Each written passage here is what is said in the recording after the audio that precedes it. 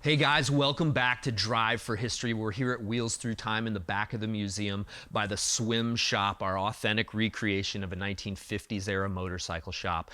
This week we're highlighting milestone motorcycles here at Wheels Through Time, and today we're talking about the 1948 Panhead. When it comes to milestone machines from Harley-Davidson, perhaps none are more recognizable than the 48 Pan. Now in the late 1940s, Harley-Davidson was coming off great momentum from World War II. Contract to produce about 80,000 of the WLAs really gave them the momentum and the revenue to be able to take on engineering an all-new model. By 1948, Harley-Davidson released the new 74 cubic inch overhead valve model. All new machine as far as the engine goes, but still kind of a carryover from some of the earlier styling. So the 48 Panhead, this one is one of my favorites here at the museum. My dad restored this bike in 1982. This bike was actually one of the machines that I very first rode on, one of the first motorcycles I ever sat on.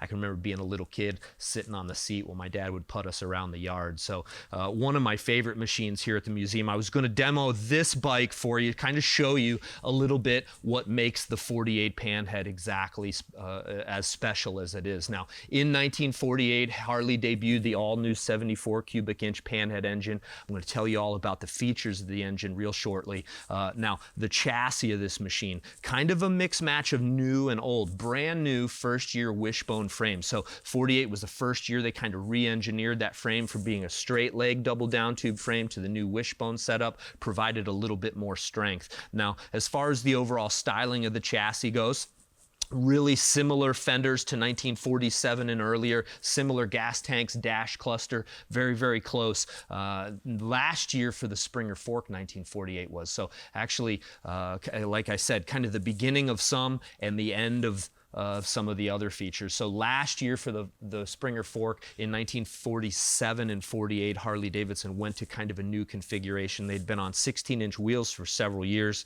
and really kind of reconfigured that frame and Springer fork to have a little bit more rake and a little bit less trail. So as a result, 16-inch wheels were rode with much more stability than some of the earlier machines. Now, the 48 Panhead, same four-speed transmission, so again, same recirculating oil system, but the engine was really an all-new piece for Harley-Davidson. Aluminum cylinder heads, inside oiling, considerably less pieces to the top end than your previous knucklehead. So right over here, I want to kind of show you guys that first off visual comparison between the knuckle and the pan. As you can see, the knucklehead here, it looks busy. You can tell that there's a lot of pieces to that. Here I've got actually a bare knuckle head sitting right in front of us. And as you can see, bolt-on rocker box, lower tins, upper tins to cover the rocker arms. Keep the valves from being exposed. All the oil system works through all these heads here. And there's actually, I think my dad counted 164 parts in a set of knuckleheads. The Panhead, big simplification. So as you can see, the knucklehead gets its oil to the top via this outside oil line. The Panhead actually, all that was internal to the engine. So there's oil passages throughout the case. I've got a new old stock cylinder here from a 48. And the oil was actually pumped up through the hole on the front of the cylinder, circulated throughout the heads, and drained gravity feed back down the hole on the other side of the cylinder, back into the cases and back to your oil tank. Now the pair of heads, this is an actual 1948 new old stock head. The Panhead, of course, is where it gets its name. Now the Panheads were aluminum, considerably lighter, dissipates heat considerably better than your old cast iron knuckleheads. Harley-Davidson got onto the aluminum head tip in 1939 on their flatheads, took them to 1948 on the overhead valve stuff. Now the overall valve and rocker arm assembly is so much easier than a Harley-Davidson knucklehead. For engine restorers, knuckleheads, tedious. They're one of those tasks that you never look forward to. There's just so much that goes into building a pair of these. Harley-Davidson really got on to the idea of lowering the cost of production and making their machine considerably more reliable and cool considerably better. So the way that the valves work here, so this machine, or this head, doesn't have any valves in it. You can see brand new cut combustion chamber, bronze valve seats, which most folks with modern gas like to replace to a hardened steel valve seat today. But you can see this head's never been bolted on, never had an exhaust pipe on it. And the way that the rocker arms and valves work, considerably more simple than the knucklehead. Your rocker arm bearings and shafts, very simple. They just pull apart like this. They sit in a bronze bushing. It's a two-piece bronze bushing. The rocker arm itself is a near perfect fit. A little bit of end play back and forth.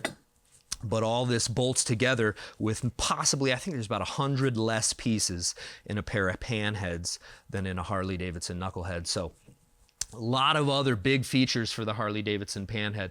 Hydraulic push rods. So knuckleheads work on solid push rod assembly. You've got a whole new setup to where the lifters wouldn't quite become hydraulic yet, but Harley-Davidson in 48 used an actual hydraulic push rod.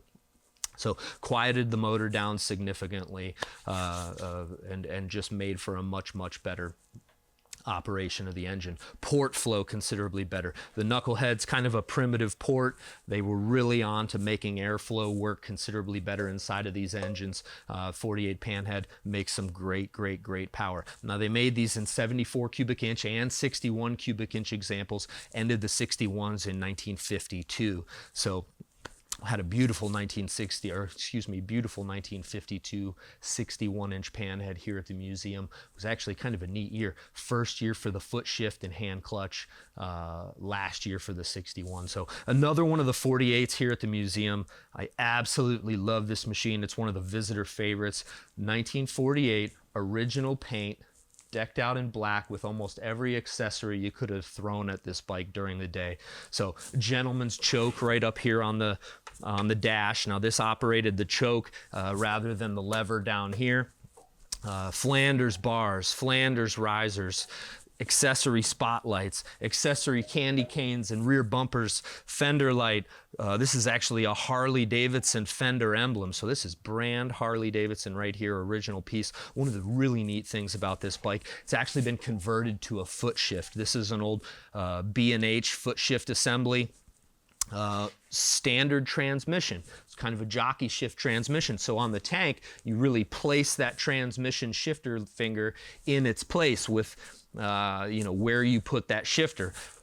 This works on a ratchet principle. Now in 1952, when Harley-Davidson debuts the foot shift, they put the ratchet right there on top of the trans. All your pre-1952 stuff, guys that wanted to operate on the foot shift principle, blank off the gas tank shifter emblem here, or shifter gate area here, pop on the accessory foot shift setup, and as you can see, it works on the ratchet principle. So really, really neat piece of work. This is a mid-year production, 1948, preserved in original paint, runs as good as the day it was new. Again, one of the favorites here at the museum, run occasionally for visitors. Now, perhaps the most special 48 Panhead at the museum is right behind me. It's actually our 2020 raffle bike. That's right, you can win this bike coming up November 2020. We're gonna be giving this machine away. Now, as you guys know, here at the museum, we raffle off a bike every year. It's our big fundraiser. It's what keeps our museum going. This year, we decided to really step it up and bring another milestone motorcycle to the table. 1948 Harley-Davidson FL. Now this machine is from the early part of production. Reading the VIN number, this is one of the first 1,800 1948 Panheads produced. They made about 10,000 this year. So this machine from the early part of production, decked out in brilliant black with tons of chrome accessories, period accessory Hollywood handlebars with the reinforcement here, original spotlights, headlight, last year OEM chrome Springer front end. From tip to tail, this thing is decked out to showroom condition. Less than 500 break-in miles on the original Stuart Warner Speedo. Check that beautiful speedometer out. And then, of course, the Heathers Leathers restored 1948 Harley-Davidson solo seat. We're going to be firing this thing up for you right now. You guys can hear how it sounds. Make sure you get your tickets today. Support the museum. Remember, you guys are the ones that keep us the museum that runs. And here we go.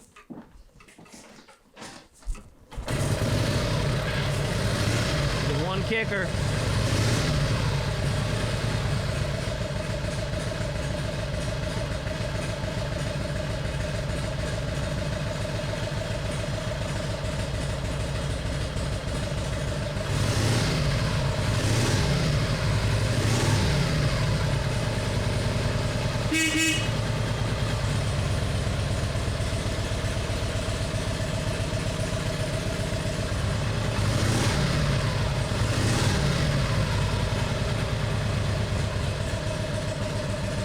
That is one quiet running motor. You just don't have the engine noise as you do with the knuckleheads. With the hydraulic push rods and the hydraulic lifters, everything quiets down a little bit. Those aluminum heads seem to kind of insulate the sound a bit better. It's one awesome, awesome machine. November 2020, this one's gonna find a new home, guys.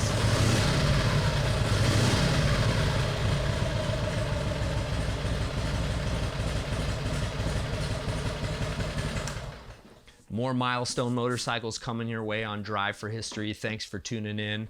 1948 Panhead. Get your tickets today. We'll see you next time.